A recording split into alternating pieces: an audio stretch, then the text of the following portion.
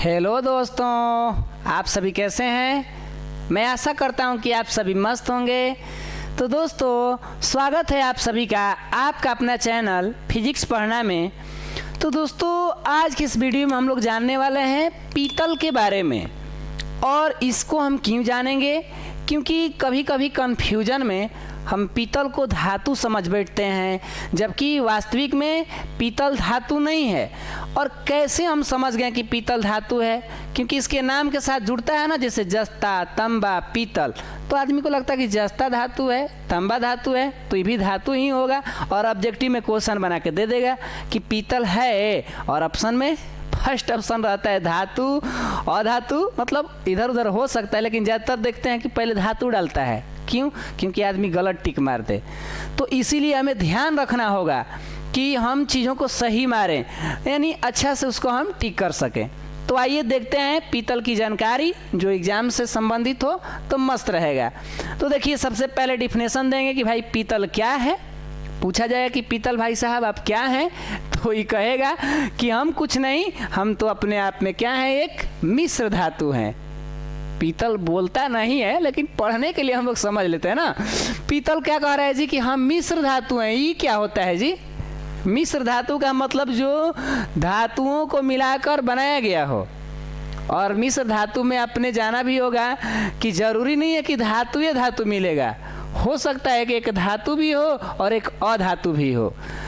ऐसे महान, जैसे धातु मिला दीजिए प्लस अधातु मिला दीजिए, तो क्या ये मिश्र धातु नहीं कहलाएगा? यो कहलाएगा। अगर कहीं हम मिला दें धातु प्लस धातु, तो क्या बन जाएगा? वो भी कहेगा कि हम भी मिश्र धातु ही बनते हैं। लेकिन अगर कहीं हम कह दें अधातु और प्लस अधातु, मान लीजिए जी अ लगा दें और अधातु अधातु मिला दें, तो क्या ये मिश्र धातु होगा? बिल्कुल नहीं होगा, भूल कर भी नहीं। इस बात को समझिएगा। अब आइए समझते हैं कि चलिए मिश्र धातु है, हमने माना, तो किसका किसका मिलावट है जी? 80% तांबा मिलेगा। पीतल के अंदर कितना परसेंट तांबा रहेंगे? 80%। और 20% जस्ता। पीतल भाई साहब को बनाने में 2 लोग का योगदान है। कौन कौन है? तो एगो हमारे तांबा भैया हैं और एगो हमारे जस्ता जी। तांबा कहा कि हम लोग पीतल को बनाने जा रहे हैं ना, तो हमारा 80% योगदान रहेगा और तुम्हारा जस्ता 20%। तो इस तरीक़ा से जब मिलेगा तो लिखता है कि मिलने से बनता है, यानी पीतल बनता है। क्या पीतल का डिफिनेशन समझ पाए? क्या पीतल क्या है जी, बोलिए। तो सर पीतल मिश्र धातु है। बहुत बढ़िया। क्या पीतल को बनाने के लिए 3 गो धातु लगते हैं? नहीं। कौन कौन लगते हैं? तो पीतल को बनाने के लिए हमारे तांबा जी हैं, एगो है महान जस्ता जी हैं। अब आइए हम देखते हैं इसकी अगली जानकारी कि क्या कह रहा है। गुण, पीतल के अंदर गुण है भाई। हर किसी में गुण होता है। तो हम लोग अपना गुण को बाद में जानेंगे, पहले हम जानते हैं किसको? पीतल के बारे में। आप लोग को तो पता ही होगा कि हम लोग का कितना गुण है, क्या है। अब अपना गुण जल्दी कोई बताएगा भी नहीं कि दूसरा का गुण बताएंगे अपना गुण का। हाँ, गुण है इनका। तनी माता पिता से पूछिएगा ना कि तनी बताइए पिताजी माताजी मेरा गुण कितना है। वो गुण वो कितना दोष बता देंगे, ये तो अनगिनत हो जाएगा। तो देखिए क्या हुआ यहाँ पर, कह रहा है कि यह मजबूत। पीतल को आप हल्का मत लीजिएगा, बहुत तगड़ा होता है, मजबूत होता है। और संक्षारण रोधी, ये वर्ड तो सुना सुना लग रहा है। संक्षारण पढ़े हैं क्या? जंग लगना, मूर्छा लगना। तो कह रहा है कि संक्षारण रोधी। रोधी का मतलब क्या? रुकावट डालने वाला। अगर मेरा मार्कर पीतल का है, माना कि साइंस में तो गधों को बाप मानते हैं, ये तो मार्कर को ही हम पीतल कह रहे हैं। Don't disturb.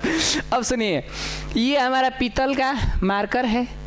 तो हम पूछें इससे कि तब मार्कर जी आप में जंग वंग लग सकता है क्या? तो कह रहा है कि नहीं।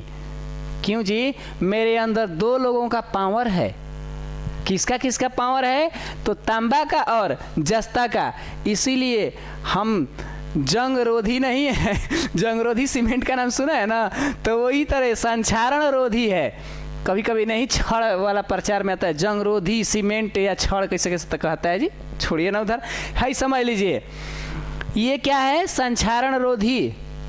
यानी कि इस पर अगर हम संक्षारण वाला क्रिया कराएं, इस पर जंग लगाना चाहें पीतल पर, तो नहीं लग पाएगा।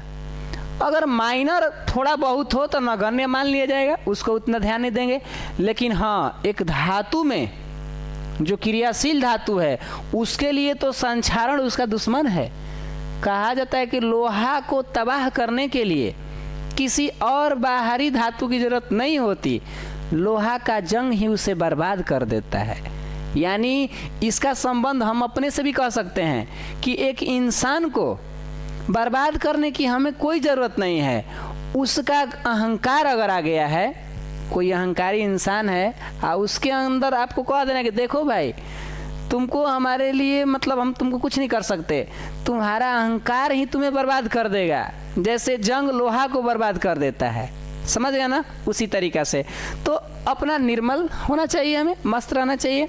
अब देखिए उपयोग में क्या हो रहा है कि सर पीतल के बारे में तो पढ़ लिए कि मिश्र धातु है, साथ में मजबूत भी होता है, और इस पर संक्षारण जैसे ही जाता है पीतल से टकराएगा, कपारों पर सब फूट जाता है, और ये लोहा वहा को पाएगा ना तो उसको एकदम जकड़ लेगा। अब देखिए उपयोग कहाँ करेंगे, तो हम तो साधारण जीवन में 10 के सिक्का देखते हैं तो उसमें पीतल भी रहता है ना। तो पीतल का उपयोग सिक्का बनाने में होता है। ताला भी आप लोग पीतल का देखे होंगे, छोटा छोटा बैग वोग में, अटैची में अगर हम लगाते हैं, बड़ा भी आता है लेकिन ज़्यादातर हम लोग छोटा देखे हैं। ताला भी पीतल का बनता है, ठीक। मूर्ति भी पीतल का होता है। हमारे भगवान की जो मूर्तियाँ होती हैं, उन कुछ मूर्तियों को हमने देखा कि पीतल का भी बनता है, छोटा छोटा घरों में आता है। तो साथ में इधर देखिए घरेलू बर्तन का तो हाईलाइट है ही। लोग अपने घरेलू भाषा में इसको क्या बोलते हैं, फुलाहा बर्तन। पीतल का कटोरी, पीतल का लोटा, गिलास, थरिया, यहाँ तक कि जो बड़ा बड़ा प्रात होता है, अपने भाषा में हम लोग कहते हैं, वो भी पीतल का बनता है। हमने एक पहले हम लोग बचपन में शायद अभी भी छोला वाला खाते थे ना, तो एक बड़ा सा परात था, उसी में छोला बनाता था। अब बचपन में स्कूल जाते हैं, कहते दो भैया 5-10 रुपये खिलाता था, तो वो हमारा परात जो था ना वो भी पीतल का ही बनाया गया था। तो इस तरीक़ा से हम पीतल के बारे में 2-4 अक्षर जान लिए। हम उम्मीद है कि आपको ये पीतल की जानकारी समझ में आई होगी। तो बस आज के लिए इतना ही रहेगा, मिलते हैं आपसे अगले वीडियो में। तब तक के लिए आप मस्त रहिए, स्वस्थ रहिए। जय हिंद, जय भारत।